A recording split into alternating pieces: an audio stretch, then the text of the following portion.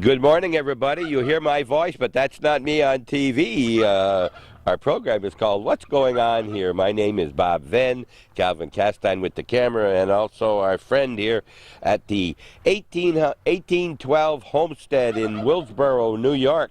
We're here to make a little tour of this well-advertised, I don't know how old it is. We'll find all this out as to how long they've been having this homestead here. But as you look around, you can see what we're going to see during the day. Look at the old manure spreader. And very authentic. It was a farm here. And there's 5 stations, I think, that we were talking with somebody. You'll be going to 5 different sections. And we're doubly blessed this morning because not only do we have good weather, we also have the students here from St. Mary's Academy in Champlain. We'll be seeing some of them as we... they just met them as they went from one station to another. It's a beautiful day. The temperature today, they expect it to go maybe as high as 80, 70 yesterday for the first time in the month of May. And we don't know the name, but it's a biggie, the big pig here, the big boar. And we've got turkeys, and it's a great place, and we'll tell you more about it. Please stay tuned, and we're going to make some kind of order out of all this. It's right on just off the main road on the way to Willsboro, New York. My name is Chris Bronander. Okay, well, you may have heard a little bit. Your name is what? Chris Bronander. How do you spell Bronander? Bronander. Bronander? Close enough. It's Bronander. Now, that's not a local name here in Willsboro, is it? Well, it's becoming local. I've been living here for 6 years. Like, where are you from originally? I'm from, do I have to tell you? I'm from New Jersey. Well. But I came up here through the years as a camper, and first set eyes on the homestead when I was 10. Actually, when I was 8, but when I was 10, I decided I wanted to come back when I grew up to make the homestead look pretty. Okay, it wasn't a homestead like this for people to come in back 6 years ago? No, it was not. Okay, tell us a little history of the place, if you can. This property has been part of Poco-McCready Camps down the road, owned by the Swan family, Jack and Sarah Swan and their family. And so if you were a camper coming to Poco-McCready during the summer, you could come to the 1812 Homestead. Some local groups got to come to the homestead, but limited, maybe a few hundred kids. And then several years ago, in 1993, the Swans created an educational foundation, the 1812 Homestead Educational Foundation, so that the entire property, the 138 acres here, is separate from the camp now. We have 11 buildings. Several are original to the site, including the house, which dates to 1812, and the barn. The other older buildings were moved here from a mile away, and the school was rescued from a state of disrepair in Essex, and that was moved here. And so now we're up to between 5,000 and 6,000 children a year. You do have that many coming? We do, yes. And you have regular people stopping also? Yes. Excuse me, so during the school year I've got the school children who come. The people you'll meet today, the other staff members are volunteers, which is quite nice. Is that right? Yes, I am the only full-time staff member. Okay, Chris, whose farm was this originally? The name of the original family, do you know? The original family was the Moore family. Moore? Yes, and so when you meet me in the house, I will be Miss Moore. Okay. The sister of the tavern owner. Okay. I get to keep the tavern because I'm a single woman, so I get to keep the tavern and have a place to stay in exchange for doing all of the chores and the cleaning and such. Now, as we look out from where we have seen no place where you could grow any crops. Well, that is... is there tillable land? There is tillable land. There are some fields. There's some fields across the street. Okay. And there's a field just down this road over here. But it's tough to till and do everything else. So we're looking forward to the time when we have enough staff and But the volunteers. farm originally had tillable land. Oh, yes. and had 235 acres. 235 originally. Yes. Now, you're so close to the road going to Willsboro. Was there an entrance there, or was it always off the Reber Road? The entrance to, well, this entrance was created by the Swans. So it probably was off that road originally. Yes, the house was built purposefully on this busy road to accommodate the commercial traffic. The house opened as a tavern. Way back? In 1813, yes. So this road has always had a lot of traffic on it. Yes. A bit quieter than what we have now. Okay. Of course, a lot of other things happened in 1812 too, you know. There was a war going on up and down this. Absolutely, up and down this lake. You're going to mention that yes, on the I way most too? Certainly am. Okay, then I won't get into her story at this point. We're and you say there are 11 buildings, Yes. 7 original. Well, 11 buildings, several original to I the beg your site. pardon, Yes, several. Okay.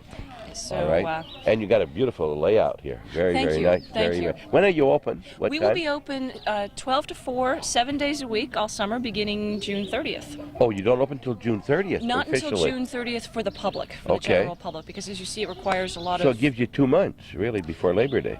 Well, we'll be open all the way through October. Oh, all right. So our public season will... Leaves too, huh? Yes. Okay. So our public season will coincide with the teaching. So visitors will be seeing the kids in action in September and October, and when they visit in July, they'll see the campers doing things here. Campers, you mean from nearby? Campers from nearby, yes. Okay. And school groups. The Plattsburgh History Group comes.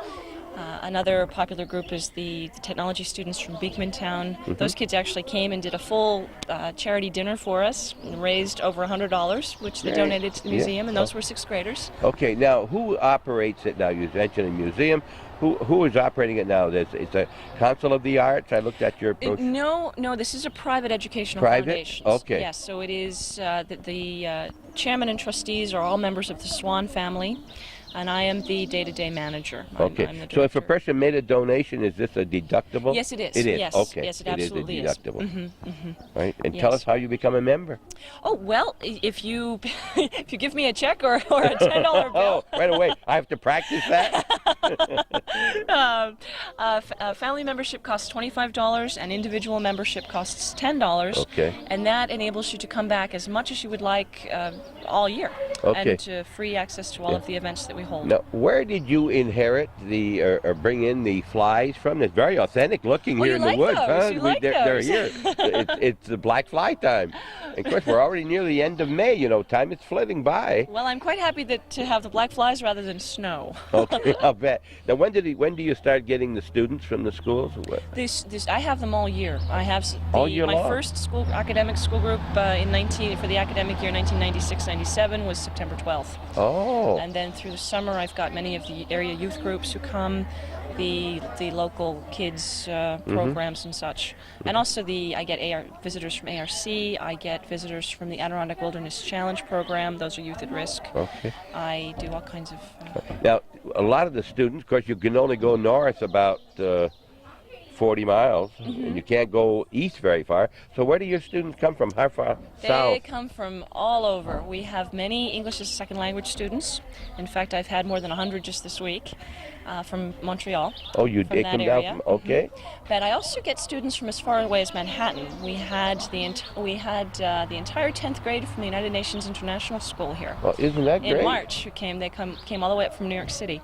I'll bet you out there who are watching this didn't know that they were coming right here, right here, and maybe you have never been here, and if you haven't been here, you better come, all right? And come, and then if you want to contribute to a worthwhile and something for the children, $10 a year, $25 for the family, and then it gives you certain rights to come as often as you want. Yes, sure. Without charge. There's a charge normally. Yes, there is a charge normally, a suggested donation, but what we recommend is the $10 pass that'll let you come as much as you want, because there's so much to do here that you won't possibly be able to do it in just one visit. Okay, and you can see the only employee, she's right here, Chris. And the other thing I'd just like to add is all of the students who are here today receive a junior membership themselves. They do. And where are they from today? Today's students are from Champlain. Champlain. You know where we're from?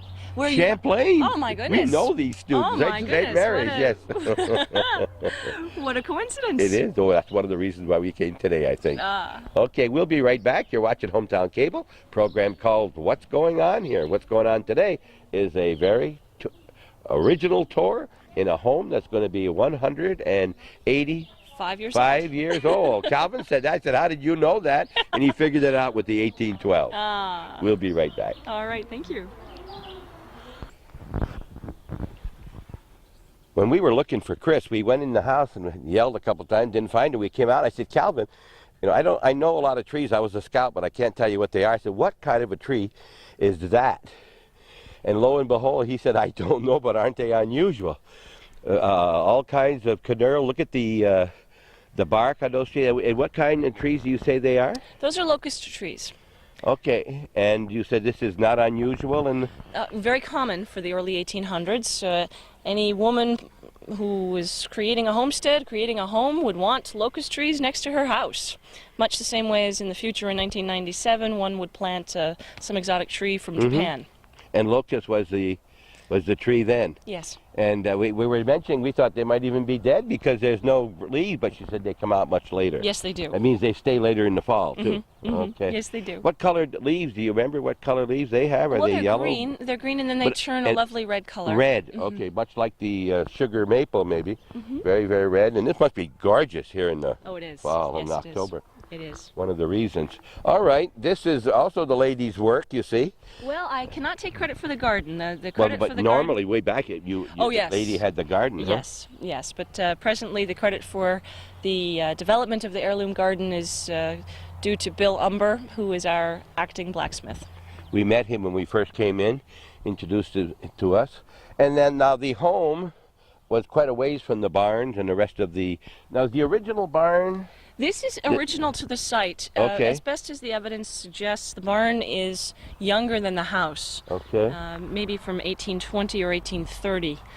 But this is not conclusive yet. We're still doing the research. In fact, we're about to undertake a historic structures report for each of the old buildings. And that'll help us very much with our documentation. Okay, and you mentioned, I don't know if you want to mention on TV about your person that came here and tell you how to run. You want to mention? We don't have to mention anything other than that. A person who has something to do with the arts and museums told you that you're not doing it completely right. Can you tell me that without mention no names? No. Well, can we mention? Actually, I will say this: we are under some pressure to create a more traditional museum here, to rope off areas, to bring in the cleaning crew, to install electricity and running water, and put up signs to explain what things are. And we are choosing, the beauty of the 1812 Homestead is that it is an interactive museum, a hands-on facility, primarily for students, but there's a great interest with adults as well, to come and do things. So as long as I have something to do with running the museum, and as long as the Swan family is behind the 1812 Homestead, this will remain an interactive place where kids can come and touch and use these things. We use the artifacts, we learn what they are, we make candles and we shave shakes. We have a lesson in the one-room school. And that is what the homestead is about. Do you remember a place called Land of Make Believe that was in Keene Valley? Yes, yes I do. They had a museum like this. They had a place where you could go in any building, touch anything you want. That's what Mr. Monaco wanted. He wanted them to be on. It's hard to realize that people lived like this, but all our relatives from way back lived this way 180 years ago. Yes. And you get a chance to appreciate and think in the house you couldn't read and you couldn't turn on the microwave. Calvin missed the microwave. Oh, the kids will have a great time with me trying to explain what a microwave is. So they're coming here now and you're going to go through a dissertation and maybe we'll tape you while you're doing that? That'd be fun. That's wonderful, fine. Yes. What experience did you have before you got here? What made you think you could do this? I had no experience whatsoever except for, well, that's not true. I gained experience here by doing. I came as a child and I was inspired by what fun it was to be able to do this, and then I followed another career for 7 years as a banker in the big city, and came up in 1991, and I'm still here. You like it here? I love it here. This Great. is my home. Name is Chris. My name is Bob. That's Calvin with the camera program's called What's Going On Here. And this overall place is called what? The 1812 Homestead in Willsboro, New York. Try to remember that. There's some of the students right there coming from one of the buildings. They'll be coming. Are you the blacksmithers? No, oh, that's for me. You come with me. Are you the War of 1812? Well, I have a story about the War of 1812. We try. My name, children, is Miss Moore, and I will be showing you my house. We will make cornbread, and if you're a little hungry, we also get to eat it. Okay? My house really is from 1812. Now, when we go inside, though, it's 1813 because my brother, Mr. Moore, opened the house as a tavern in March of this year of 1813 after he paid $5 to the town of Willsboro for his innkeeping license. In other words, that's a fancy name for being able to serve alcohol to his visitors. The $5 went directly to take care of the poor people, to the widows and orphans of town. I think that's a good system. I am a single woman, so in exchange for giving me a place to stay, all my brother asks of me is that I get up at 4 to milk the cows, I make the breakfast in time for the visitors to come down, I empty the chamber pots, I do the cleaning, I cook for all of the visitors, I spin the wool after I shear it, and make the blankets and the clothing and such, and keep the business in good order.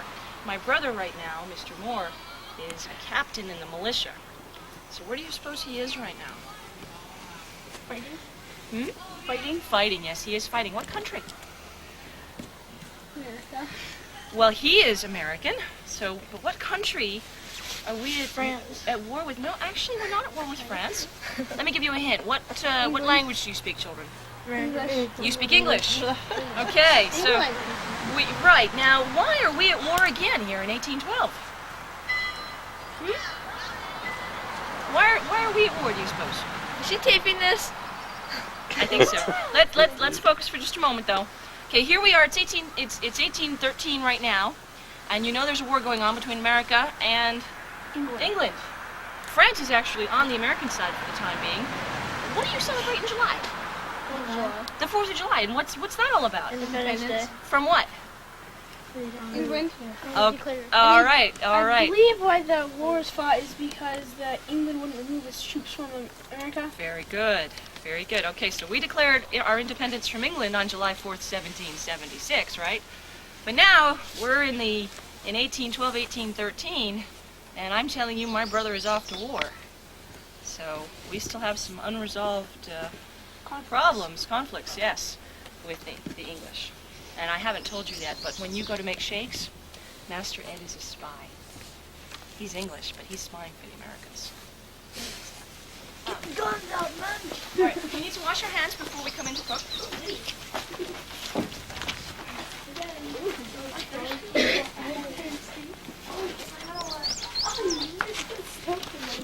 Oh God. And what's lye? How do I make my lye? Do I go to a store and buy it, children? Nope. No, I save my ashes, and I let rainwater fall through the ashes, and what's collected at the bottom That will make soap. Yes, of course. What other kind of soap would I have? It's the 90s. Anything's possible. Okay, once your hands are clean, let's come on in. Okay, we'll pass some things around. Then a weapon. Well, I'm going to pass some things around. I'd like you to take a look at them. See if you can guess what they are. It looks like a turkey baster. There you go. Boss, we're gonna fire somebody. Put it in There. your shoe. What's this? Fly water.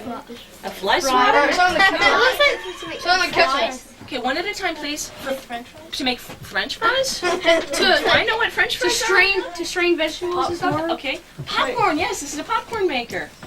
Cool. How about this? That's what you Yes. use to beat the clothes to get the dust out. It's also a disciplinarian tool. A disciplinary tool, I should say. Are these all real? Are these, But it's for cleaning rugs, so rug these not beater. real? Yes, of course. What's this? There's somebody's name on there. Yes, these are all real. Is that like a wedge thing? Or? This is something that one ordinarily sees on ships. This is called a FID, F-I-D. It's for splicing rope, for fixing rope. Now, what have I got in my house that's made of rope? I'll give you a hint. They're upstairs. And this is a tavern. Clothesline? This is a tavern, so I've got a lot of them. Rope beds. That's right. So I need this to fix my ropes.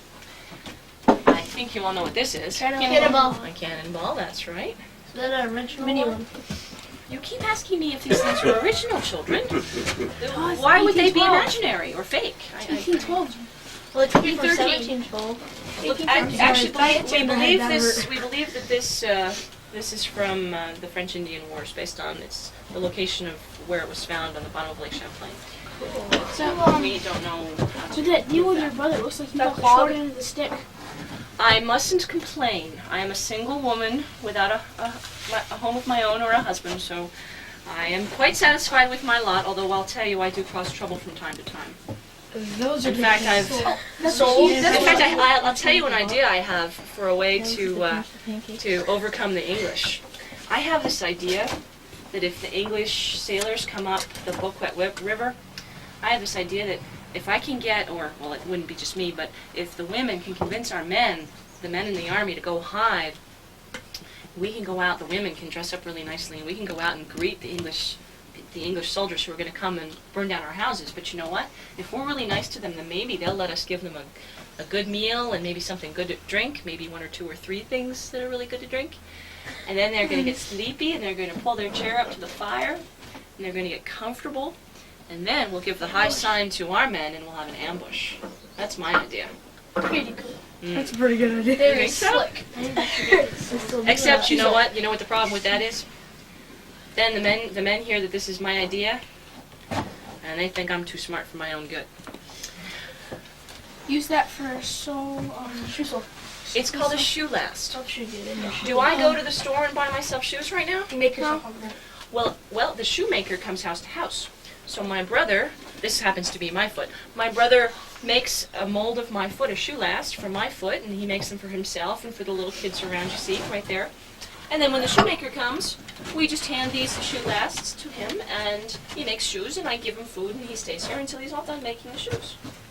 Let's come in and get our cornbread on the hearth, children. What are the nails in the bottom of that cord? Cornbread. Oh, I thought you were Do you put salt in your cornbread? Yes, I do. Are you allergic to salt or something? No. And for you, sir. I'm getting really thirsty. Hold the cup over the bowl, waste not, want not, and actually go ahead and dig it in there. There's the cup of flour. No, in here, into the flour, we're adding the flour. That's where all the ingredients go. Too much. Tip it? Yep. Very good. And pass it down to him. And what you're going to do is pour a cup of milk into that cup, please. Over the bowl, waste not, want not, eat it up, wear it out, make it do or do without, children. Nice face. Let's all say that again. Ready, go. Waste not, waste not, want not, eat it up, wear it out, make it do, or do without. All right, good. That's good. And how about for you? You're going to pour a little oil in there.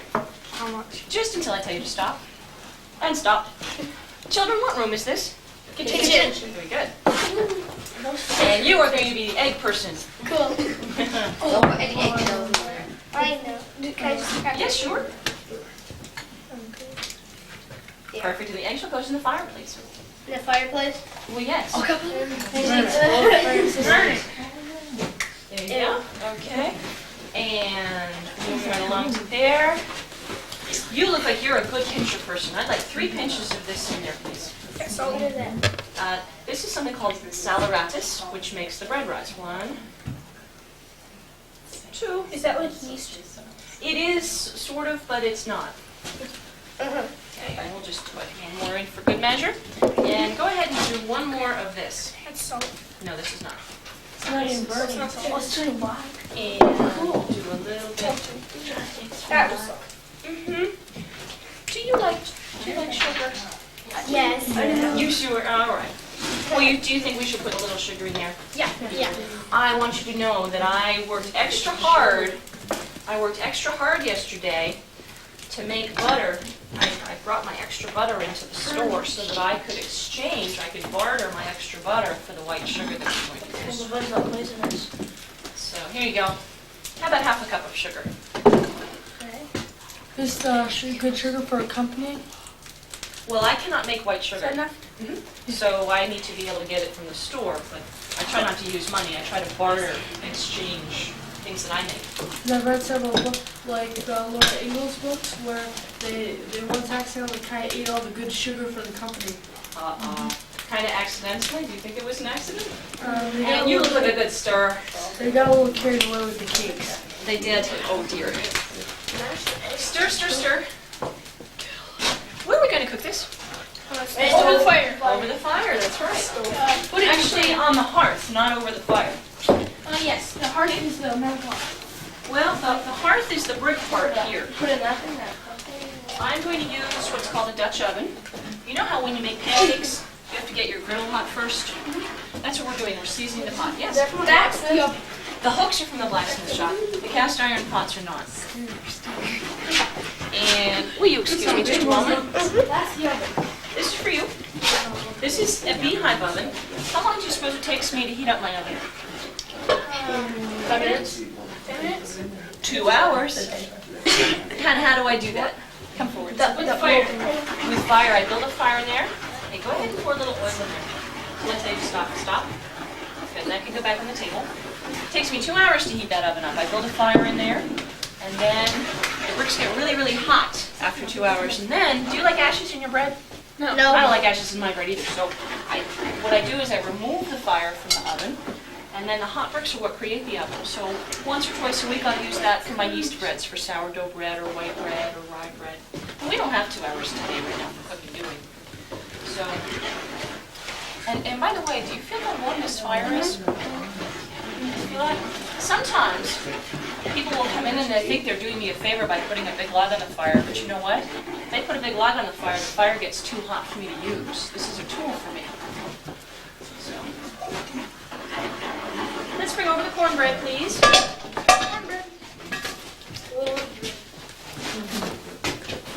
Let my skirts don't catch fire. Or my hair, that's right. What's another way that women died in the early 1800s? Wait, start a fire again. What's another common cause of death for women in the early 1800s, do you think? Illness?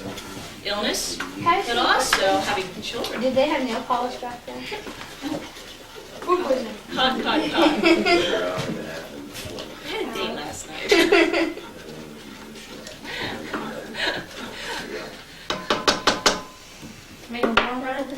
Quick answer is no.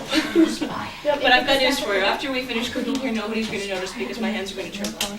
Right over here. These folks made the black sugar. And what is your name? Kaylee. Kaylee, I have a perfect job for you. You're gonna feed up. Kaylee, what I'd like you to do is help me gather ashes. You see those coals there? That's what we're going to use to cook.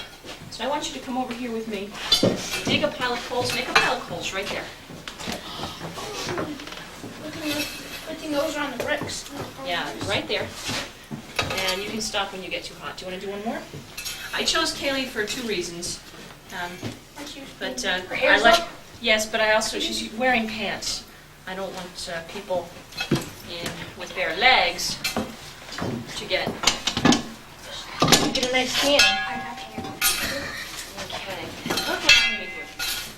Okay, right, I'm creating a self-contained oven here.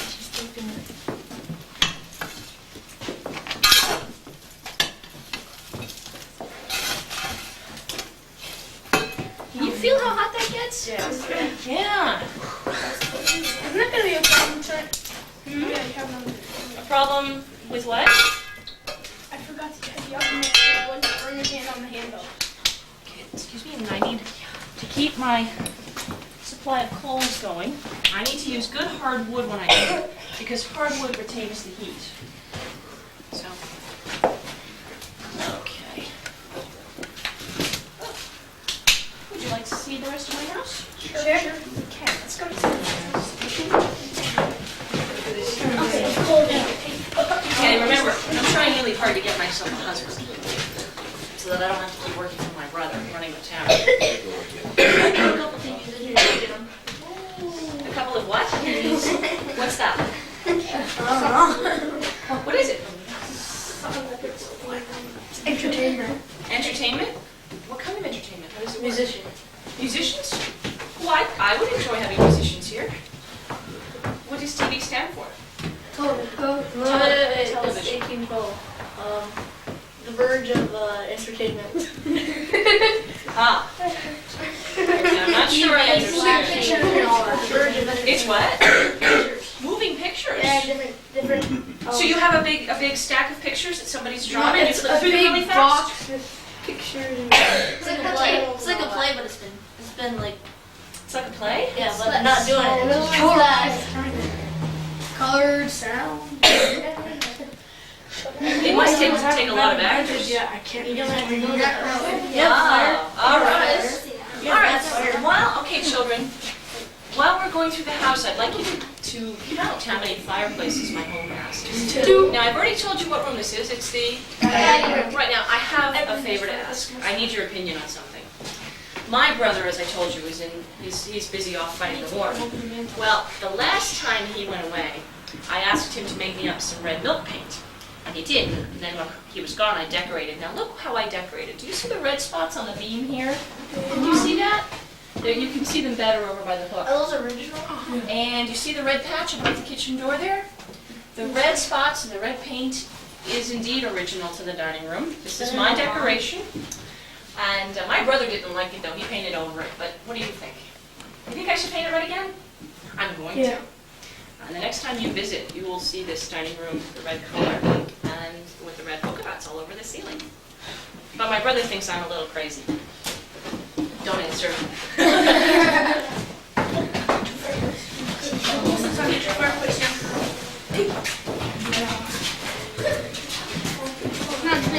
Just all of the. These are just relatives. You can sit For down the if you like. lake. That's our school symbol. For Yeah, the lake. Oh, it's your school symbol. Now, what room is this? Living room. The living room, the parlor, okay. I should have lots of tables and chairs in There's a here. stove here, right? Because it was on the floor right there. Right, yeah. If you'd like to sit down for just a moment, I'll explain a little thing here. So we need change. Okay, I'll sit over there. No, you sit down. No tea and biscuits. We're having cornbread. Tea and crumpets. We're having cornbread, young man. We're not in the Victorian era, even though this parlor is presently a point of convenience. Any good stories? Everybody freeze. Okay. How many fireplaces so far? Three. Why so many? Heat the house. Heat your house. Heat my house. There's only one chimney. This is a central stack chimney, so it's one chimney for 5 fireplaces. You'll see more upstairs. Why do we? No, I want you to stand up. You can sit on the chairs. You can sit on the chairs. That's fine, but not on the tables. Okay? You use the things in the house. We didn't have insulation yet. Well, my family is from New England. And so we brought the idea, the design, the architectural design of the house is a New England style with the chimney in the middle of the house. And actually it's very smart because in the wintertime, what happens to the bricks? Yes? They get very cold. What happens to the bricks in the wintertime? Well, think again. What are fireplaces for? Heat So, First routine heat. okay, right. So it's like having a furnace in the middle of the house. So it's right. And now somebody said, oh, there used to be a stove in here, and yes, you're right. The house does. Now this is ahead of my time. The house does show evidence of the technological changes through the years. Remember, the house, I'm told, will be lived in all the way up until 1969. So first the fireplaces, and then the cook stoves, and then eventually, but actually that would be the only source of heat. So we are restoring to the early 1800s. Now tell me about the black stencils you see. What are fleur-de-lis, and what does that symbolize? Flower. Your school? Is that one original? Symbolizes your school? Right. In 1812, I painted fleur-de-lis on the ceiling because I knew that in 1997, St. Mary's from Champlain was going to come. What's the fleur-de-lis from? What does it symbolize? Canada. I knew it. I'm in 1812 here. Oh. No Canada won't exist until 1867. France, that's right. So I have a lot of French. Remember, this is a tavern. I run this as a business. So I want the business of French people here. So it's like if you go to another country and you see the American flag on the ceiling, say in Mexico or something. Be respectful. Yes, I'm trying to be nice to French people. It's their business. Let's go upstairs. I'm freakish, I'm so tall. That's with more doorknobs. But why are people traditionally, in the early 1800s, why are we shorter as a rule? Or why are you bigger in the future? Because in the future they have higher roofs. No roofs. Well, yes, but I'm talking about your height. Why in the future do you keep getting taller and taller? Your shoes. No. Well, here's a hint for you. Look over the fireplace. You see those apples? Yep. Do they look appetizing? No. Okay, now think about it. In 1812, yes? We eat better. You eat better, okay. In 1812, 1813, I can only eat what I saved myself. It's late May right now, so I can only eat what I have saved through the winter and what's beginning to come up. But as you all know, it's been cold up until just 2 days ago.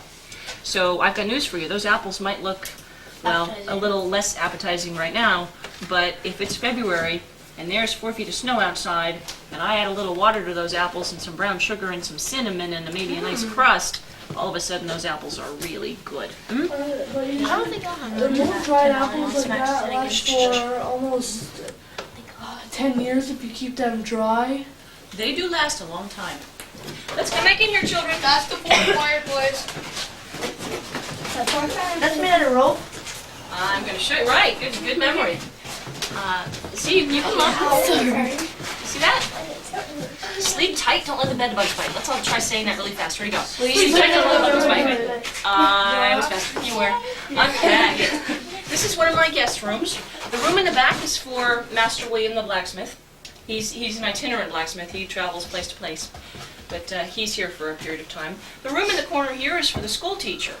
Because you know what? Part of the school teacher's pay is to spend 2 weeks at your house, and then 2 weeks at your house, and 2 weeks at yours. Can you imagine that? Your teacher living with you? Let me explain. Go back to the bed for just a moment. Feels like a water bed.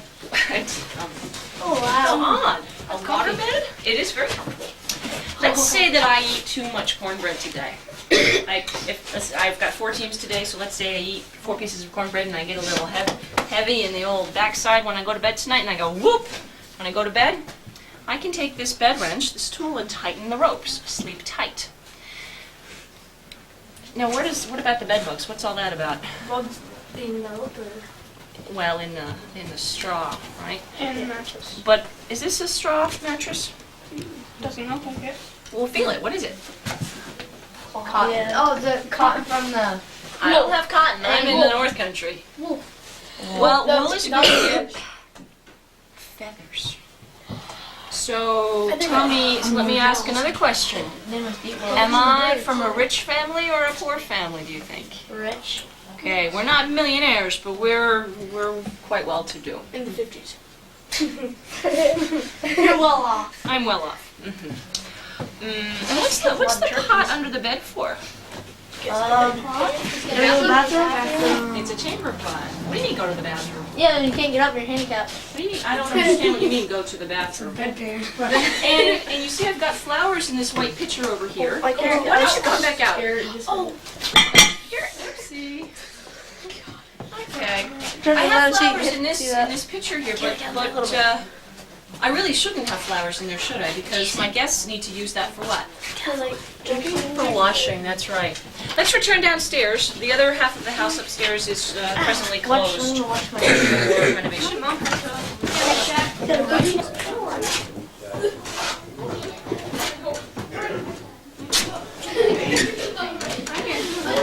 Have you any idea why there's a...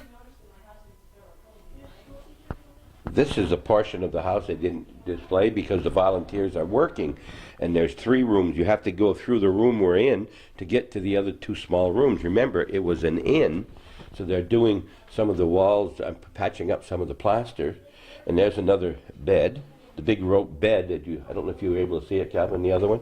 Here's what a rope bed looks like.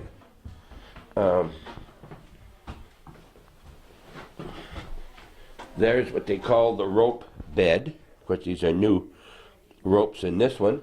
And then they had a twister that I don't see in here. There's one in the, there it is over here. If you look over here, Calvin, you saw one here. Okay, wasn't in that other room. And these are some of the, obviously the old original floors. And because you don't have any heat, of course, central heat, you had another fire. That's a spinning wheel. Some of the babies, the children's play cribs. Here's a little tiny fireplace in the bedroom, going into that same main chimney. Potty stool, potty chair. Careful what you might find. And then, of course, this are the old beams and the old, look at the size of those boards. There's a 14 or 15 inch boards. There's one up there that's close to 20 inches up here. That is, you can look at that big one. Today they have plywood, 4x8, but that would, look at the size of those boards. And the old nails, that's a storage room up in the attic, so to speak. And the old doors with the latch. Little potty chair for a child. furniture. It's got some beautiful old stuff, and they haven't tried to repair it. The old furniture, you leave it authentic. And one of the problems they've got in making this back to 1812 is, as you said, this was lived in through the 1960s, probably up to 1969. So renovations were made to modernize it, Yeah. I'm sure. So now they're trying to restore it to its original Right. look back in 1812. Again, we were pointing out this floor here. Look at the size of those boards. And there's one in the room to the other side of the hall that's about 5 to 8 inches wider than that board. This is you didn't need much room. You only came in to sleep at the end. And they had a window that opened, and I don't know if you had screens back then. Probably not. So these are all being, this is being refurbished. I don't know what's in the back, Calvin. Did you see around? Okay. Love it. We also make a cornbread stuffing with this. Add some onions and some sage. Amazing how fast that cooked. It does cook quickly. If I have good coals, Very tasty. that helps a lot. I like your fingers. Yeah. It helps if I have the right tools. One of the most important places around a house was the woodshed and the shed in the back where you kept a lot of your things. And of course you had the table, the kindling wood to start your fires that you'd chop up into very small pieces. And then the wash tub above. And then there's a canvas bag to carry wood or something in. It just opened up like and it had handles. So there's the old skillet. Here's a real old. I'm not sure. It's got a place for a handle on top, so I'm not sure what it's for. But the Boquet, New York, that's the Boquet River. You can hardly read it. Bouquoit or something. Boquet River. And the pots and pans. And of course, the most important place of all, if you notice inside, you did not see a bathroom. Well, you have a bathroom here, the ever-present outhouse for grown-ups or children. Didn't you? I don't remember ever seeing one that low for the children. You got up there, you couldn't get off sometimes. But this was, I remember in the middle of the night, if you had to go to the bathroom, this is where you came, summer or winter. So you didn't read in the bathroom back then. You didn't have a chance. And then, of course, the well was right out here. And I remember we never had this type of a thing to get the water up, but you drop the water down into the bucket down, and then you turn this, and is it wrapped around? Very simple, you know, very, very simple, but original. And here's a sign, 1812. Of course, it's been made since. The old clapboards, the old shingles, rather. Not the clapboards. And the old ever-present tub, wooden tubs they had for the water to drip off. They'd try to catch some. And then they had cisterns. I don't know if people are familiar with cisterns. You had eaves troughs that led into the basement where you had a cement partitioned off, maybe 10 by 10 and 5-6 feet high. And the water went in there, and that's where you had your pump in the house, hand pump, and you'd pump the water, and they called that the soft water. Probably not in 1812, though. Maybe not, huh? No, they probably didn't have eaves troughs then. But later on, they had the pumps, and this, of course, is the original, like an old barn that was about the 1820s, I think she said. The other barn is a newer one. And just a beautiful setting. It's a setting like you might see in a movie that you'd think it was set up, you know, but it isn't. It's the original place. Rolling hill goes down there. Look at, you know, for the little pasture. There was a cow or two in there. While we're here, you might, you know, people in our area are more familiar, but you've got the shafts they had for like a sleigh or a buggy, and this was for a double, that with the pole in the middle, the whiffle trees, the neck yoke across in behind there. This is the frame of a buggy. You know, this is how you got the spring. There is the where you had your wheels on each side. And just old things, and they haven't tried to improve them at all. This was a way you moved dirt. You had horses pulling this, and then you scraped it, and then when you got to where you're going, you just flipped it up, and it dumped and came right back again. Very, very fast. Well done. A real old wagon with metal wheels. Just so many things as you look around that you... Of course, one thing we did not have back then is right behind this post, and that's electric fence. Didn't have one of those back then. I think maybe those are on battery too. They are batteries. Very authentic. Probably point out it took us 45 minutes to get here, so it's just a stone's throw away from our area. Yeah, we're about 7 miles below Keysville. I think Calvin said 45 minutes. North way, all the way down to the first exit south of Keysville. 33. You get off and you head down toward, I think it's Route 22. Route 22 toward Willsboro. Yep, and it's just there's a sign. And you're on the corner of Reber Road North. About 5 miles from the northway. Okay. We'll wait till the class come here, I guess.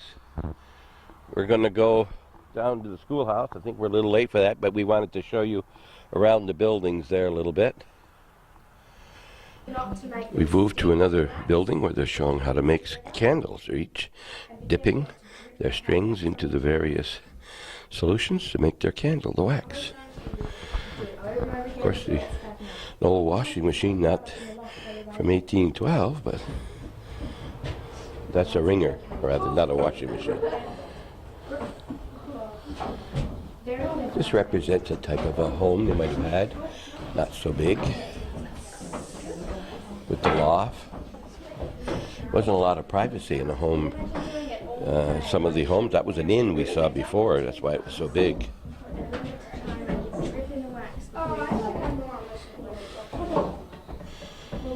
You can see it building up now.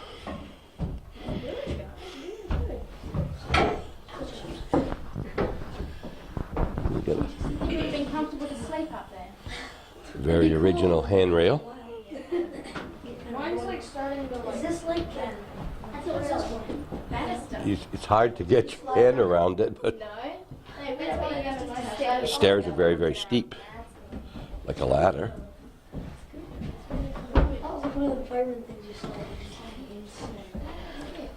So you see how they're getting fatter now? You see how they're coming out a little bit orange? That's because we've actually melted some crayon or some dye in there to make the colour. So that's how they would have come out coloured. How often do you have to heat that wax to keep it liquid like that? Okay, well usually it's out for about 20 minutes and then we'll put it back on the fire in the hot water for about another 20 minutes. So we just rotate 2 buckets. And what's the wax made out of? I don't know if I was here when you said. This one is paraffin wax. That's how we make candles today in modern times. But back in 1812 they would have used animal fat to make them. So when they use every single part of the animal, and then scrape off the fat from the meat and the skin, and that's how they would have used it. You can see how they're getting bigger. See, this is how paraffin wax comes today in a big block like this. We just chip away at it and break it down to melt it over water. You can just wax on your hot. Never put the hot wax over an open flame because that'll create a fire. Okay, so always melt it in hot water, boiling water. This is just little bits of wax that have broken off or taken out. See how you get little bits If you building up want to in the live water? rustic, you come here and get an idea of how this is made. Make yourself one for your camp. Guys, while you're In waiting, the woods I'll give you someplace. a little As we walk along to one of the other buildings that have been built, we're going to go eavesdrop on the blacksmith. We met him when we first came in. His name is Bill Umber. U-M-B-E-R, I think. There's an old sharpener. Many farmers who will watch this had one of those. Make it work with your feet. You sat down and you sharpened your various things on the farm. What's it called though? Huh? What's it called? Whetstone. The old whetstone. They used, some of them had a little bracket underneath the water. You didn't have a dripping water. You had it soaked in water. And you don't let it soak all winter because it decays.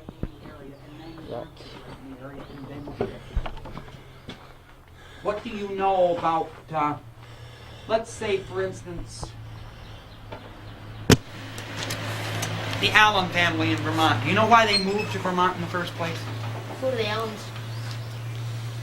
Who were the Green Mountain Boys? The Green Mountain Boys were all either Allen in-laws or Allen outlaws.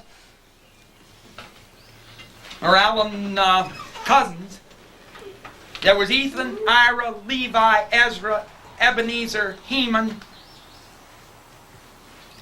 Among the Allens, there was Remember Baker of the memorable name, a cousin.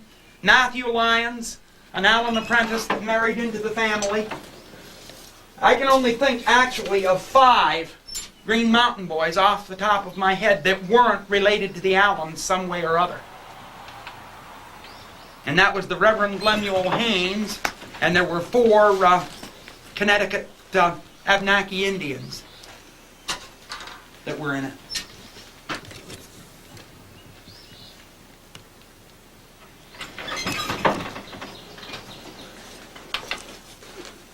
Moving air. The Reverend Lemuel Haynes was black, incidentally. The Green Mountain boys were integrated right from the beginning. He was with Allen at Ticonderoga. But, at any rate, the reason that the Allen family settled in Vermont was iron ore. They were iron masters in Connecticut, in Sudbury, Connecticut, when the mines dried up, ran out of ore. They moved to Vermont for iron. Where'd they live before that? Sudbury, Connecticut. And all of the original Green Mountain boys that moved to Vermont when they bought the grants from Governor Benning Wentworth of New Hampshire, when it was the Hampshire grants, were from that one region in Connecticut.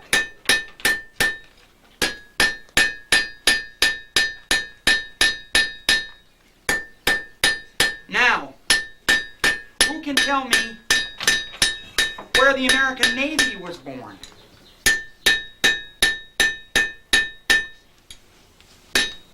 No, this one you should know.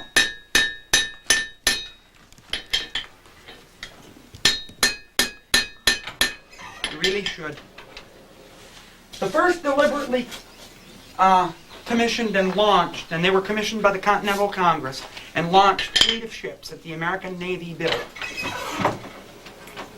was built at Whitehall, New York, at Skenesboro. That's the birthplace of the American Navy. They were built by a gentleman that's gotten a pretty bad rap from history, and a large part of it very undeserved. The best general on both sides in the Revolution, Benedict Arnold. He won the Battle of Valcour Island and the Battle of Saratoga. Those 2 battles won the Revolution for us. And if Cornwallis hadn't goofed at Yorktown, he'd have won it back for the British. Couldn't lose. He was the best general on both sides. Pick a boy. This is a bellows. Gotcha. Large bellows. Yes, and that word bellows is plural. Bellows? Is plural. That is a double action bellows, a reciprocating bellows, and there's a reason for that. The bottom half has a one-way valve into it. There's a one-way valve through the middle board into the upper half. The upper half cannot pump air any way except into the fire. You can't suck any combustible gases back out of the fire into a double action bellows and have what we call blowback. It's an explosion inside the bellows, and it can be deadly. An explosion inside those leather bellows can throw tacks that'll drive halfway through you. The tacks from the leather. A double action bellows never has a blowback. Cool. No, that's a word we don't use in blacksmith shop. What? Cool. You said it. You said it. How hot does that get where you're holding your hand? That's warm, right? No. Not at all? That's about 90 degrees Fahrenheit, 85 degrees. Definitely not uncomfortable to my hand, and it wouldn't be to anyone else's. There can be 2,500 degrees difference between here and there. Iron is a very poor conductor of heat. It's an excellent radiator. It throws heat off beautifully, but it doesn't conduct heat well. That's why it makes a good stove. For instance, you never pick an iron pot if you're doing candy or any kind of confectionery work. You always use copper or copper-clad steel because the copper conducts heat evenly and radiates it well. Did you explain about that anvil, the different things you can do and why that anvil is built like it is? Sure, I'll explain. If you haven't already done that. I haven't, and I'd be glad to. This is a typical London anvil made by the Corliss Company. And like all London anvils, it's made in 3 pieces. The feet, the body, and the table, or face. This is high carbon tempered steel. The other 2 are malleable iron, and the 3 pieces are welded together at one time with a 600 to 800 pound trip hammer. If you notice, the anvil has 2 holes here where my fingers are going in. Mm-hmm. Those are for the tongs to pick it up with when you weld the face and temper it. You use what is known as, and these are the very small set, axe-eye tongs to do it. They lock right in. And believe me, one man didn't pick this one up to cool it and temper it. It was done with a steam hoist or with a water-powered hoist, a ratchet hoist. Like all anvils, it has a soft face and a soft chiseling table here so that you don't scar up the steel plate. And all good anvils have 2 holes in them. The square hole is the Hardy hole, H-A-R-D-I-E, and it's to hold tools. The round hole is the Pritchell, and it's to punch through when you're hot punching holes in steel. I frequently drill today with a steel drill, but there are some things that even today I must hot punch if I'm to do anything properly. If you're making a knife blade with 125 point high carbon steel or 100 point steel and annealing it, then you have to hot punch the holes, because when it's cool, even though it's softened to the greatest degree that it's capable of being softened to, you will break drills just as fast as you put them in a drill press. How many years experience have you got, Bill? 40 odd. I was 12 years old when my father let me pick up a hammer the first time, and I was about 8 or 9 when I started doing what he's doing. I thought that round hole was to bend the steel when it gets hot. It can be used for that. Okay. It can definitely be used for that, but that's not why it's there. That's for that too. But personally, I prefer to put a bending fork in the Hardy and do it where I got side leverage.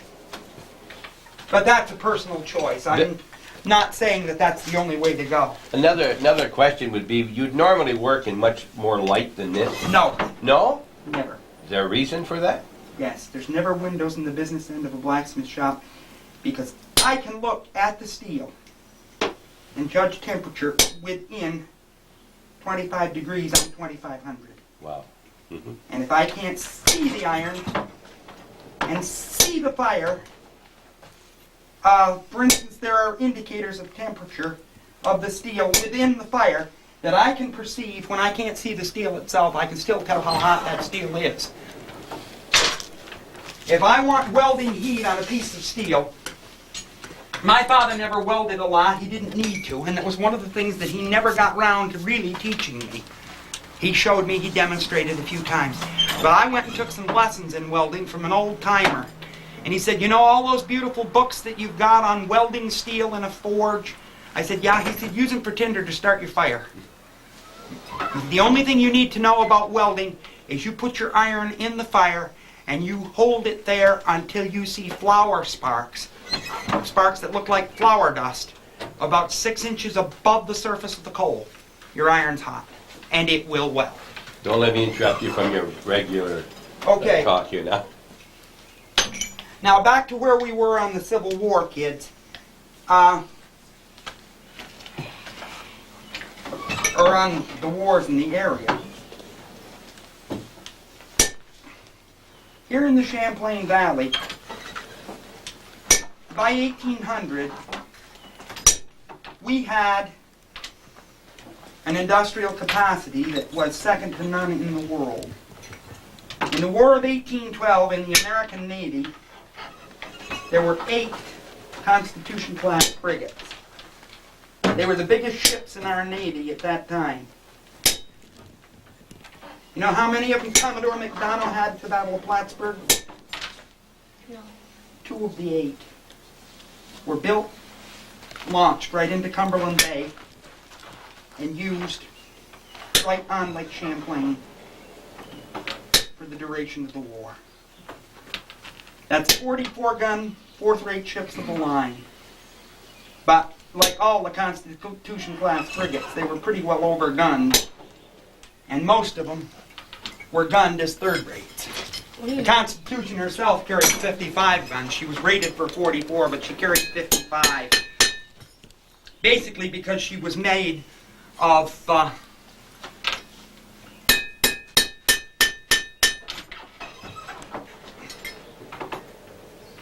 red oak and white oak. That's why they called her Old Ironsides. About two times out of 3, she'd bounce a cannonball off rather than it going in. What am I making here? This is a plant hanger. Is it still hot? It's a little warm on this end, but you can look at it. Now, pass it around. When they're drilled, if you'll excuse me,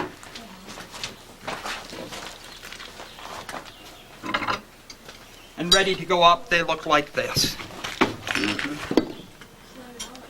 You can hang a 40-pound plant on this one, a 30-pound on the little one that I just finished.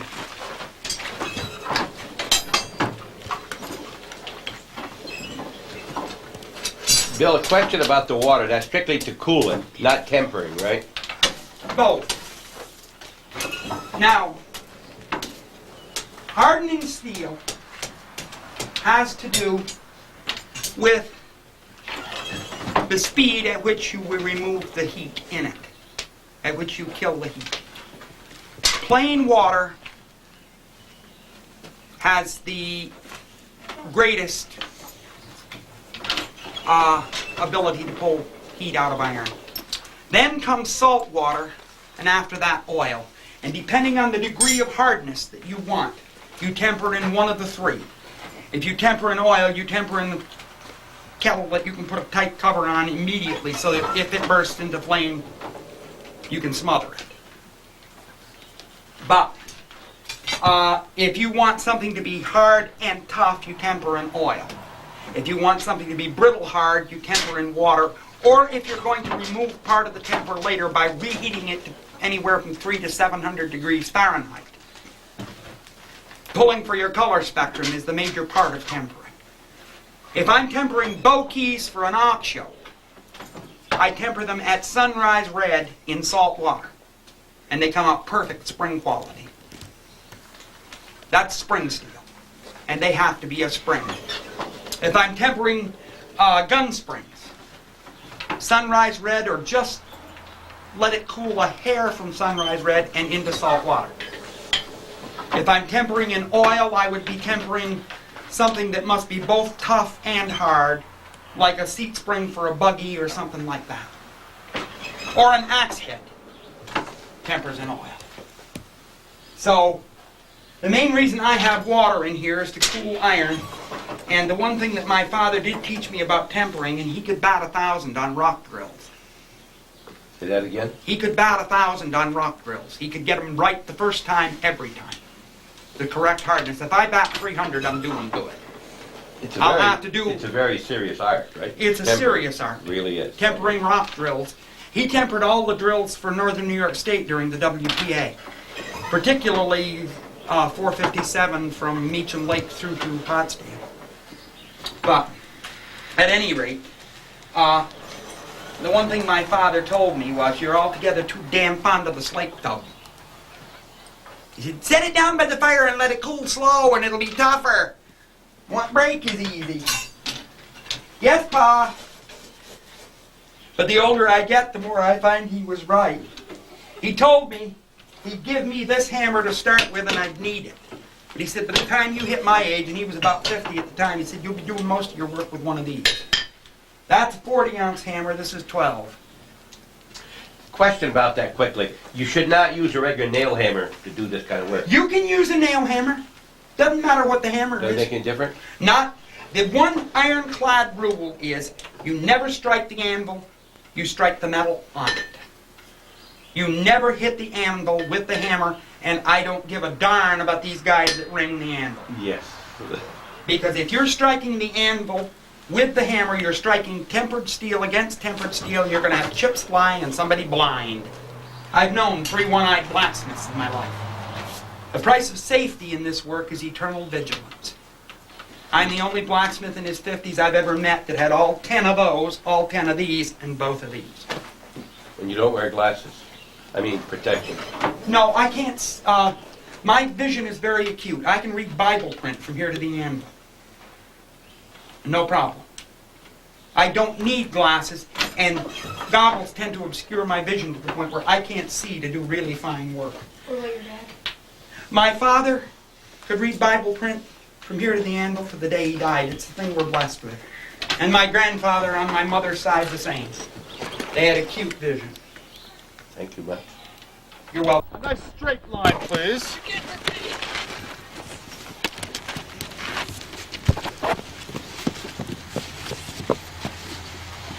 I will remind you once again that your behavior is extremely important. Those who behave suffer no consequences. Those who misbehave will face the consequences. I will remind you, too, that our time is short and very precious. I will remind you as well that gentlemen do not wear their hats in a schoolhouse or any public building. And finally, I will remind you that you will speak only when spoken to or called upon to make response. Please come in the class, take your seats. You will know where your seats are because you will see your slates upon your desks.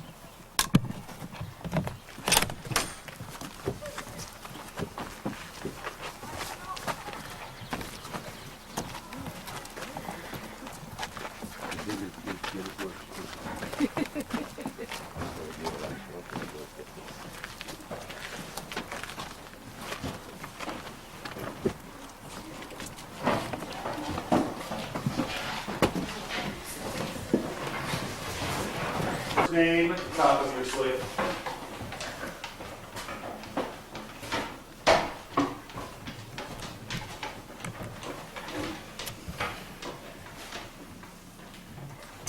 Good afternoon, class. Good afternoon, class. We've been doing this all year.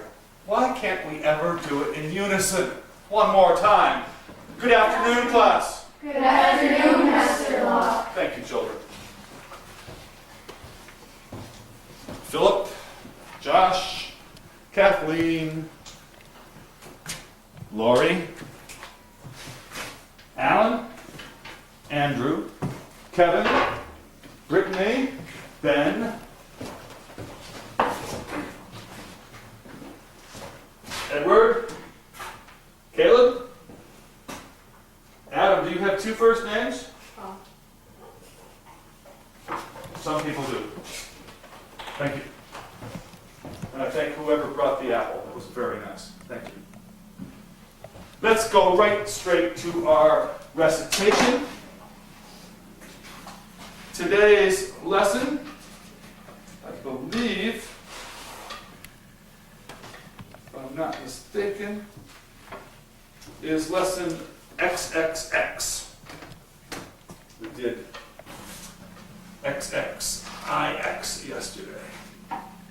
Today's lesson is called Courage and Cowardice. Let's first face that word, cowardice. There's the basic word, and then we simply add ICE to it.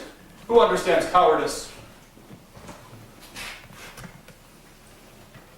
Don't all raise your hands at once. Who understands cowardice? Who doesn't understand cowardice? And perhaps, by the time we reach the end of this lesson, we will understand better. We need a reader, a volunteer. Yes, Brittany, would you come up, please? I'd like you to read the first passage. It's just those 3 lines. Robert and Henry were going home from school when, on turning the corner, Robert cried out, a fight, let us go and see. Thank you very much. Brittany, your reading has improved so much this year. I've been very pleased with your progress. Notice now that she paces herself much better than she did earlier in the year, and she's not afraid to speak up now. Nicely done.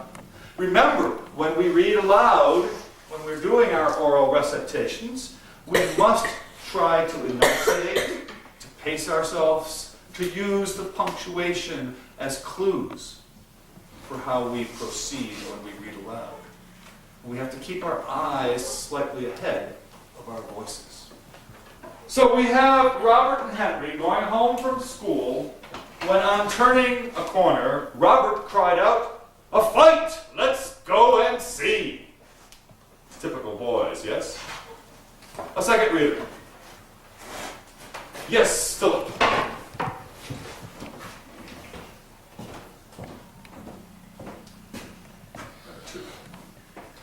No, said Henry. Let us go quietly and not meddle with this quarrel. We have nothing to do with it and may get into mischief. Thank you. No, said Henry. Let us go quietly home and not meddle with this quarrel. We're not going to meddle. M-E-D-D-L-E. We're not going to meddle with this quarrel. We have nothing to do with it and may get into mischief.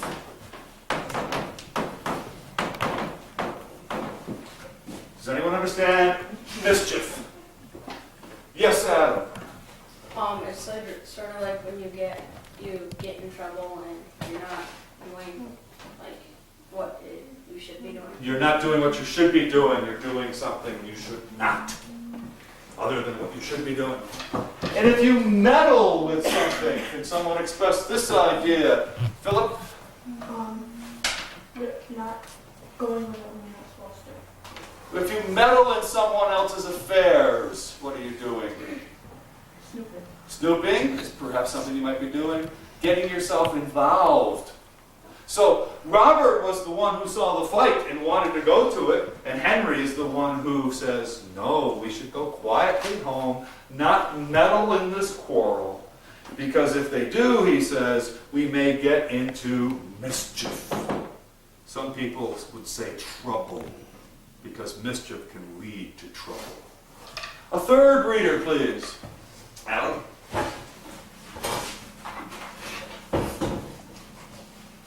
Right here.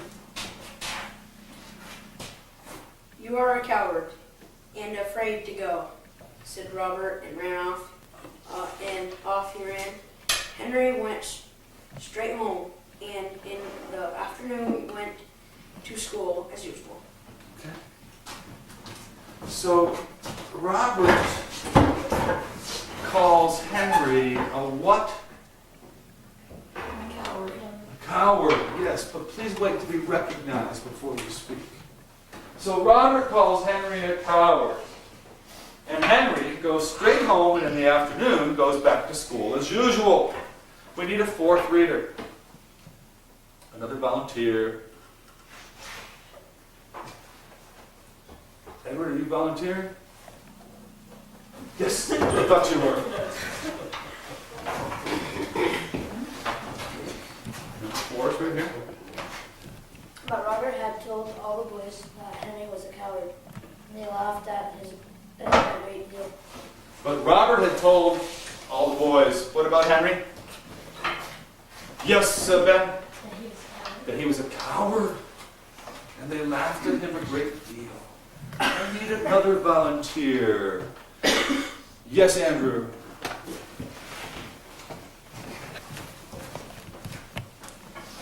Number 5.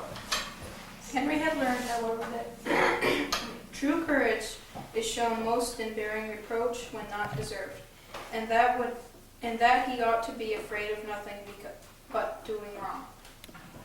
Nicely done, thank you.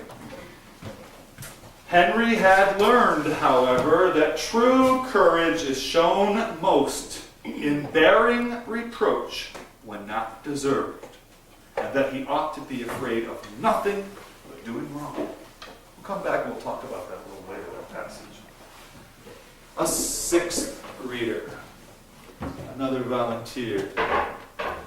What about Kevin? Are you ready? Come forward.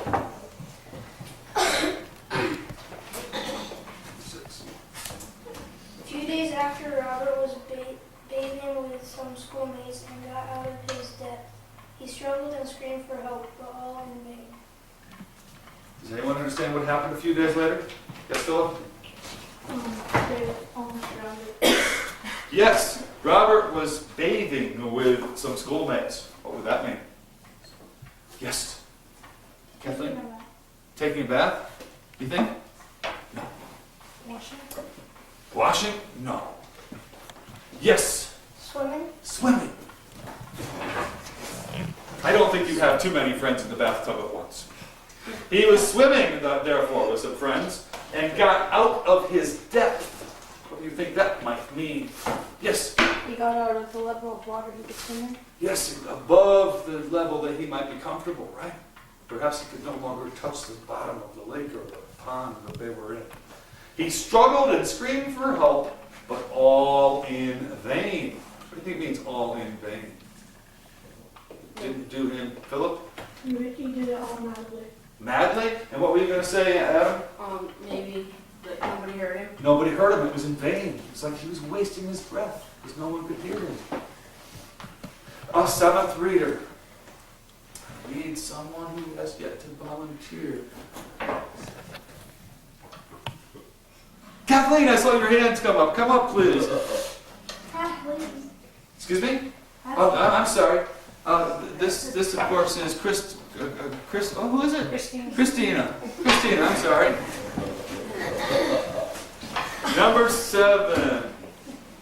The boy who had called Henry a coward got out of the water as fast as they could, but they did not even try to help him.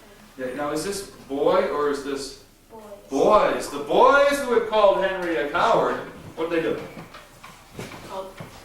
What did they do? The boys who had called, yes, Edward. They got out of the water. They got out of the water, and what did they do after they got out of the water? Called him a coward. No. Those are the boys who had called him a coward, got out of the water as fast as they could. But or I probably should ask, what didn't they do? Yes, Adam. Help him. They didn't help him. Are we seeing where the story's going now? An 8th reader. The eagerness is leaving us as the warm weather comes. We used to be so eager in the fall. Ben, are you ready? Number 8.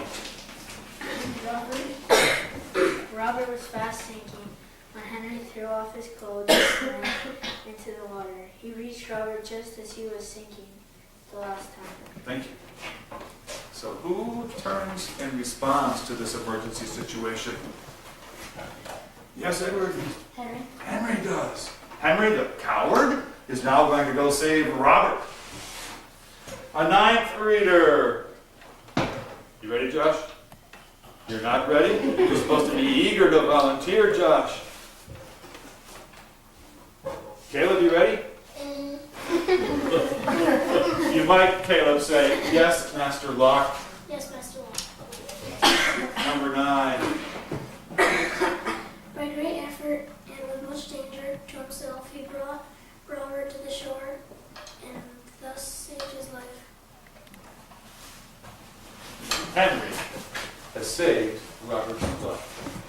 A 10th reader. Yes. Have you read before? No, you haven't. Is that Adam? Alan. Alan, please.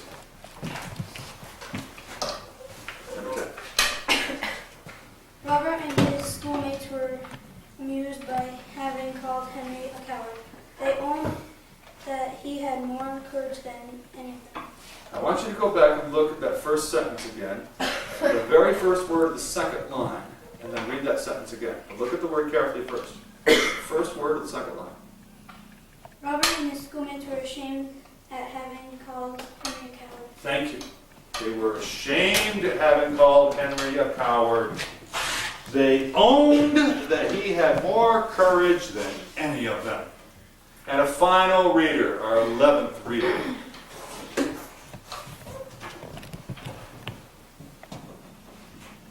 We have Lori averting her eyes. Lori, would you step up, please?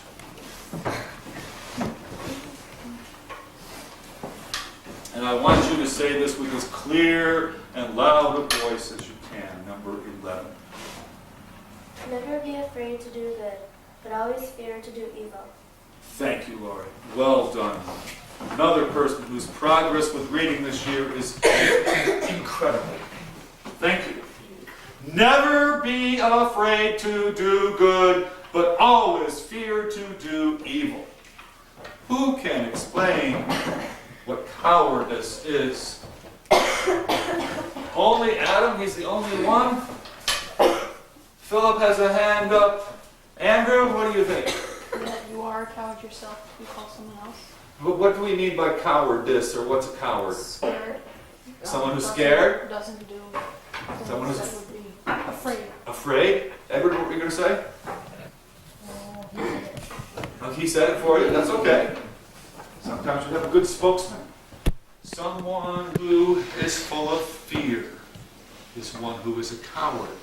So cowardice would be the state of being full of fear. Do you have any terms for that? Any ways that you say cowardice? Something you call a friend if you think that friend is full of fear? Do any of you have words you use to call someone full of fear? Philip? Scaredy cat. Scaredy cat. That's a good one. I like that. And Kevin? A chicken. A chicken. Scaredy cat and a chicken. Isn't that interesting? One is a cat and one is a chicken. They both refer to animals. Caleb, did you have another one? You said. I've heard a term yellow as well. Someone is yellow. I told you we'd come back to one line here. Henry had learned that true courage is shown most in bearing reproach when not deserved. If I were to reproach you, Philip, I might say, I never, never, never wish that you should act that way again, young man. But you didn't do anything wrong. So I'm reproaching you. I'm punishing you with my words. But you have done nothing wrong. Now, if you are full of courage, you put up with it. You bear the reproach. And that shows that you don't have cowardice. That shows that you have true courage. Any questions? You've done very admirably with this recitation. Now, when I introduced that lesson, I said that we were going to read a lesson called True Courage, which was lesson XXX. Did I speak correctly? No. No, Andrew? What should I have said? You should have said lesson 30. Lesson 30. So you're telling me that XXX somehow equals 30. Yes, sir. The X is in Roman numeral, which stands for 10, and three X's stands for 30. 10. Roman Stands for numerals, 3 X's stands for 30. You are recalling our lesson very well. So 1X equals 10. Let's have a quick review now. What if I had written something that had an I in it, or something that looked like an I written in it? It equal 1. It would equal 1. What if I had something that had 2 I's? Yes, Ben? It would equal 2. That would equal 2. And obviously if I had 3 I's, it would equal 3. What if I had 4 I's? Wouldn't mean anything. I'd be wearing glasses. Joke. Adam? It wouldn't mean anything. You are mistaken. It certainly would mean something. It would mean 4. There's 2 different But ones. some people sometimes write 4 in a different way using our next figure. And so they will sometimes write 4, but you have to start here, 5, and subtract 1. because the 1 came before it. If the I comes after it, it equals 6. If it comes before, it equals 4. This is very complicated. It's not often done. Normally, 4 will be written this way. Do you know where you see it sometimes? Philip? On a clock. On the face of a clock. You might see I. Okay, we have I, V, and X, and I know we understand those. Who here recalls that next letter, figure, that the Romans used? Andrew? D. D is one of them, but not the next one. Caleb? C. C is another one, but not the next one. C, of course, Caleb, equals what? 50. No, that's the one we're looking for. Brittany? L. L. Very good, Brittany. You are outstanding once again in your recall. L equals 50. Who knows what C equals now? Oh, we'll go to Edward. 100. 100. Now you may begin to see a pattern emerging here. Ignore the I, the 1. See what we've done? We've gone D5, X10, L50, C100. What's the next one going to be equal to? Ben? 500. 500, correct. And who knows what the letter, the character is that goes with this one, Lori? Kathleen? I'm going to get it. Christina. D. D is correct. Thank you, Christina. Okay, so we go from 5 to 10 to 50 to 100 to 500. Yes, sir? 1,000. 1,000. And do we know the character that relates to 1,000? Yes, sir? M. M is correct. Take your slates. Are you ready? I'm going to write a Roman numeral down, and I want you to transpose it through calculation. Write down a column of figures and add that column of figures so that you can tell me what this is.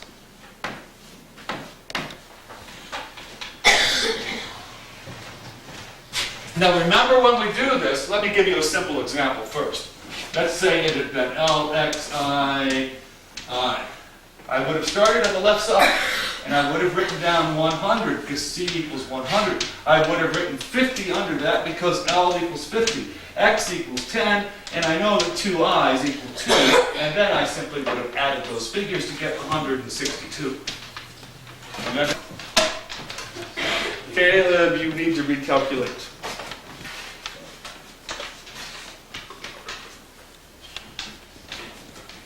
Edward, turn yours over for the rest of you. A farmer arrives at the bank of a river where there's a rowboat.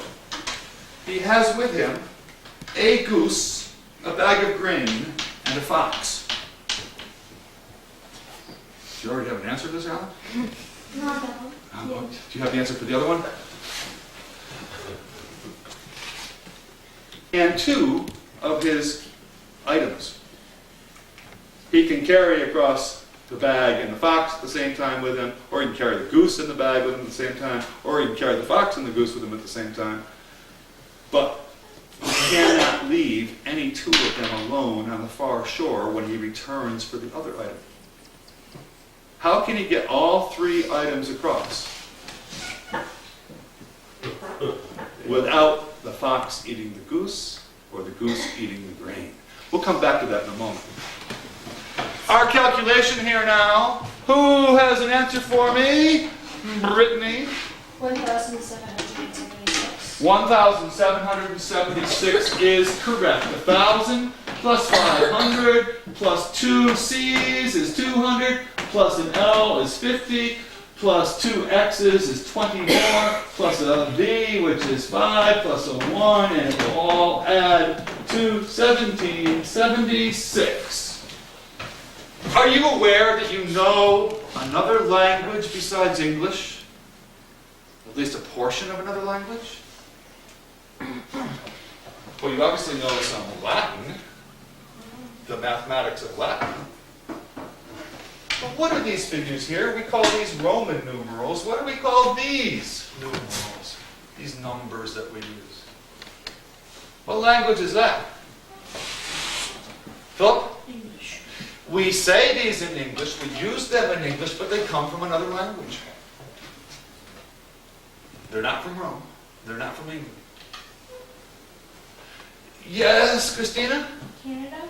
They're not from Canada, although the Canadians use them too. Andrew? France? They're not from France, although the French use them too. In fact, they're not from Europe. They're not from America. Philip? Egypt. They're close. They come from close by Egypt. In fact, the language they speak today in Egypt is the same language that we're referring to. Adam? Africa. They come not from Africa, but nearby. Andrew? Greece? They come from near Greece, but Egypt is closer. Adam? Italy. Italy is further away now. I'll tell you the first letter of these numerals is A. Ben?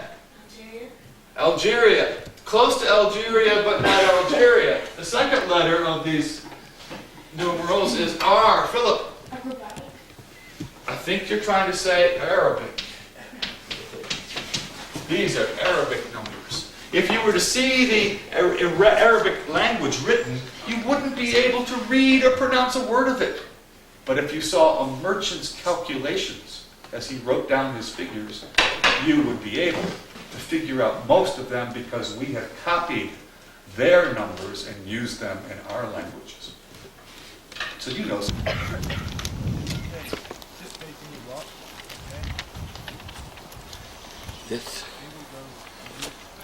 This is a froe that they use on a piece of cedar to slice the shingles into maybe 3/4 of an inch or a 1/2 inch thickness. You can hit the back of this, and that's what they call the froe. This is the only time you'll ever pull a knife towards you, okay? We're just going to eavesdrop on the shingle maker here.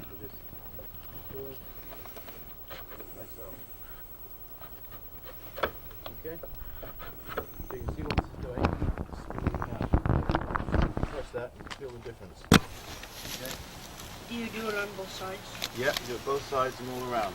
You actually turn it over that way and you turn it around this way. Okay? So you get it smooth all the way around. What's the purpose of doing this? Anybody tell me? Yeah? Yeah, the brain's going to slide straight off. Any other reasons?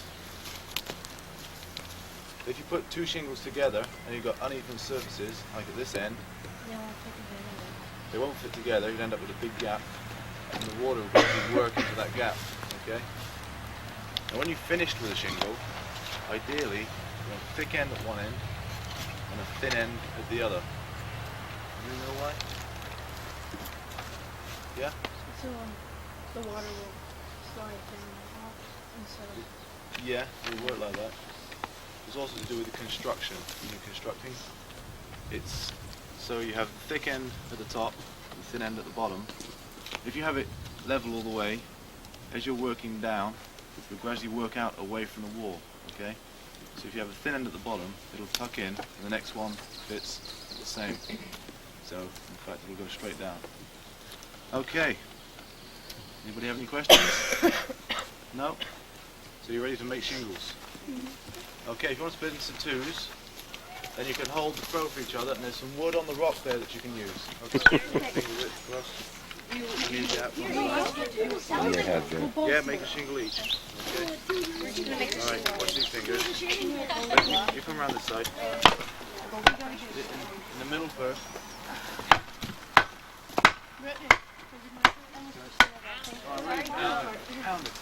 We don't have any. There you go. Eddie doesn't.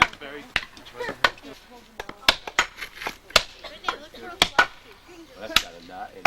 Watch fingers. Is that much showing? We've just about exhausted our time here at the 1812 Homestead Museum on Route 22, just before you get to, it's just a little north of Willsboro, New York. And we've been here, we've been very fortunate to have some of the students from St. Mary's Academy. I understand the 5th and 6th grade were here, and you've seen them as we went around. This is the homestead right here. A couple of things I'd like to mention to you. You'll notice, first of all, the number of panes in the glass, very unusual. As many as 12 here, a 12 over 8 in some of them, and there you have a 12 up above.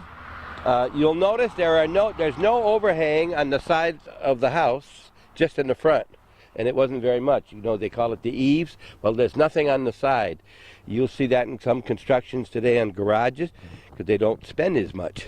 If you'll notice, this building here is what I'm talking about. It overextends about a foot, 8 inches to a foot, and there's nothing on the old homes. And there's an idea of the 2 different kinds of roofs, or 3 kinds. The original shingle roof, then they had the metal roofs, and those were put in together. It's a lost art now of squeezing them together with, and then the newest ones are the ones you put on where the ridges and one goes on top of the other. And we've enjoyed our stay here. We were going to talk with Chris, but she just got another class to go in, and she'll be a half hour, and we don't have that much time, so we will say goodbye here.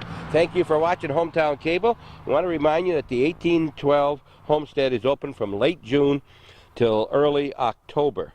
It's open every day of the week, I believe. If you want more information, you can call area code 518-963-4071. It makes a nice outing. Bring a lunch. And one more thing. One of the brochures says the only restrooms here are the outhouses. There are no modern conveniences here. There's no running water that we know of on the premises. It's authentic. It's old. And it was an inn back in 1813. And the rooms, and they have a little attic up in the top, you see? And the shed in the back. And it's just a nice, you don't have to be here all day. You can come in here in a couple hours, you can be out, and I think you'll enjoy it very, very much. Volunteers, there's 2 people here who work. Chris works full-time, and Bill in the blacksmith shop is on a half-time basis. One story about the schoolhouse. Chris was telling us off camera that the schoolhouse was moved here from Essex, New York. On one of the desks in the back, it said, Wendy loves Steve. I believe that's what it says, Calvin? Wendy and Steve. Wendy and Steve. And believe it or not, a few years ago, or a couple of years ago, in comes Wendy, married to Steve, and went over and looked at her little carving she did on the desk. I assume she did it. Maybe Steve did it. I want people to think that Wendy loved him back then. Whichever did it is still in there, and they were showing their grandchildren. And I think they said she is 76 today. We don't know how old he is, maybe a year or 2 older. But don't do that. Don't tell the ages? No, don't.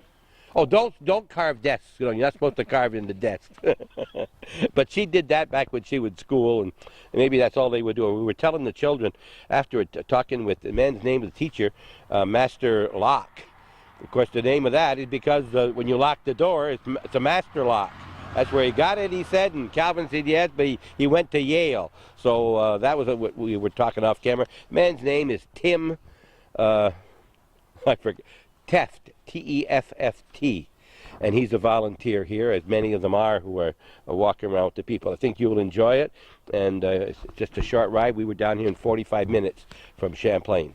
Thank you for watching Hometown Cable. Our program is called What's Going On Here every Sunday, but every day, 3.5 hours, there's a different show put out by Sam and Calvin Castine.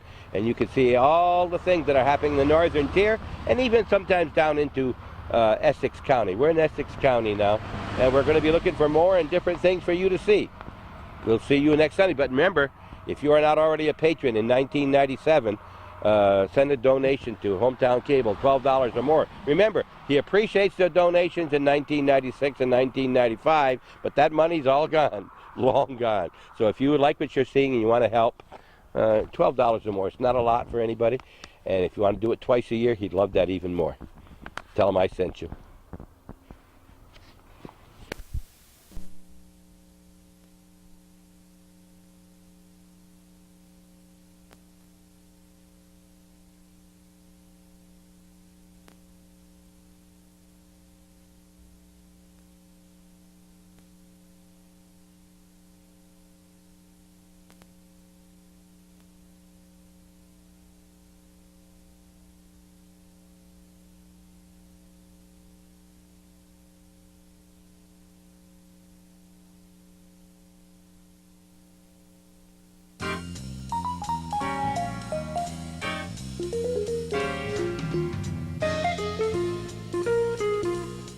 1948, America was recovering from the Second World War. Thomas E. Dewey was governor of New York. And in the small upstate town of Plattsburgh, a handful of men planned to bring back a North Country tradition, the agricultural fair.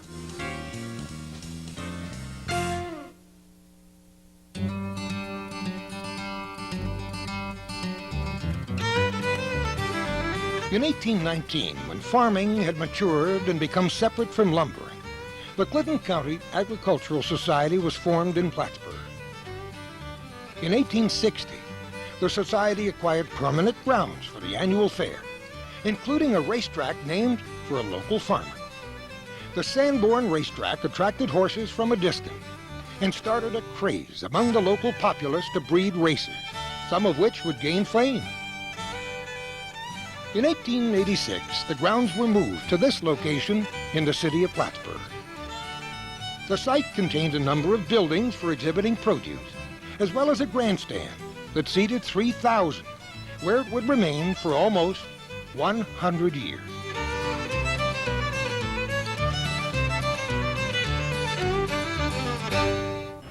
The Depression of the 1920s took its toll on the fair, and it went bankrupt. 20 years later, Leon Atwood, William Finney Sr., Robert Day, Kermit Irwin, and David Lanigan, with the aid of the local extension service, brought the tradition back to life. Since that time, the fairgrounds moved to several different locations within the city and town of Plattsburgh.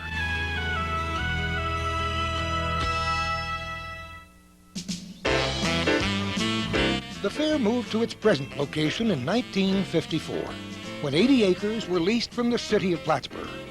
The property would later be acquired by Clinton County.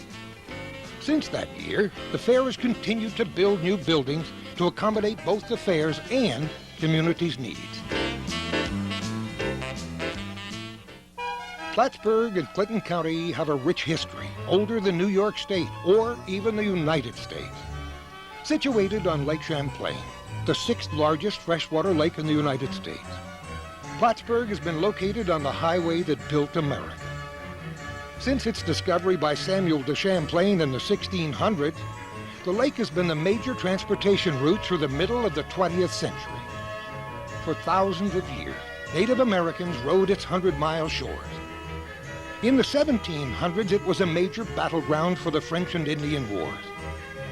In 1776, Benedict Arnold put up a gallant fight against the British at Valcour Island. In 1814, during the War of 1812, Commodore Thomas MacDonough's brilliant defeat of the British in Plattsburgh Bay brought a swift end to the war. Plattsburgh barracks would transform over the next 150 years through the Civil War, World War I, and World War II to become Plattsburgh Air Force Base, the home of the 380th Strategic Air Command. Plattsburgh is home to Clinton Community College and the State University of New York at Plattsburgh. Every year, thousands of students attend schools earning degrees in a wide variety of subjects. The reputation of Plattsburgh as a challenging academic institution that has a great social atmosphere is known throughout the SUNY system. Farming is Clinton County's biggest industry, and the fields are filled with bountiful crops and healthy herds. The traditions of family farming are still abundant throughout the county. A strong cooperative extension and 4-H program have helped the industry to grow innovative and industrious farmers who consistently win high marks for productivity and conservation. Clinton County is Macintosh country, home of the legendary apple that's enjoyed around the world. The rich orchards produce some of the finest fruit anywhere in the world, and the quality has been consistently honored at international competition. Other landmarks around the county include Clinton Correctional Facility. This is a maximum security facility, and there are other correctional facilities here as well. Like everywhere in New York, Clinton County is interested in promoting clean, heavy and light industry and manufacturing.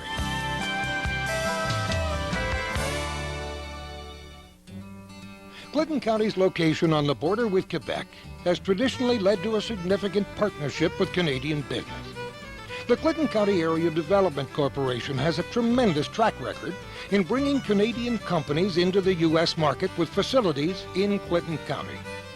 These companies primarily locate here for a combination of excellent location, high quality of life, good local services, and a hardworking, talented labor force. Clinton County is also home to many large industries, including Wyeth Ayres, home of national name brand products like Robitussin cough medicine and Advil. Georgia Pacific has been employing 3 generations of the North Country at their processing plant. The recreation available in Clinton County never ends. If you're an outdoor enthusiast, you'll love the Adirondack Mountain. Winter sports fans flock to Lake Placid and Whiteface Mountain to catch that Olympic spirit from 1980. There are art museums and museums highlighting local history. If you like shopping, you'll love the great selection of stores in Plattsburgh. Many of these businesses have been attracted by the large Canadian tourism potential. Located less than an hour from Montreal, Clinton County is the gateway to the USA for millions of Canadian visitors. The Plattsburgh and North Country Chamber of Commerce have produced an attractive bilingual brochure highlighting local attractions for visitors. The Clinton County Fair is one of the many exciting events happening in Clinton County. The Fair Board of Directors works hard to keep the fair safe and enjoyable for the whole family. The atmosphere at the Clinton County Fair is exciting. Although the competition for prizes is always serious, the main goal is to have fun. Whether it's the fair's mascot, Klinko the Clown, or country superstar Neil McCoy, we pride ourselves on first-class entertainment. The pictures hanging on the fair board walls attest to the top-rated talent that appears at the fair. Here's a look at the Clinton County Fair.